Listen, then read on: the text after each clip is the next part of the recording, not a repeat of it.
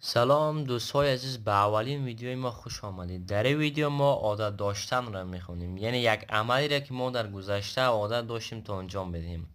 برای عادت گذشته ما از فعل used to استفاده میکنیم. یک عملی را که ما در گذشته انجام داده باشیم را ما از فعل used to استفاده میکنیم و حالی مثال هایش کار میکنیم. میخونیم دوستان. مثال اول: I used to go to travel with my friends. I used to go to travel with my friends. یعنی من عادت داشتم تا با دوستایم به سفر برم. مثال دوم: احمد used to study English book. احمد عادت داشت تا کتاب های انگلیسی مطالعه بکنم.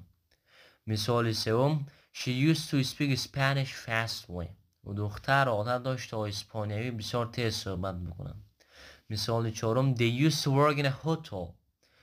اونا عادت داشتن تا در یک هتل کار بکنن.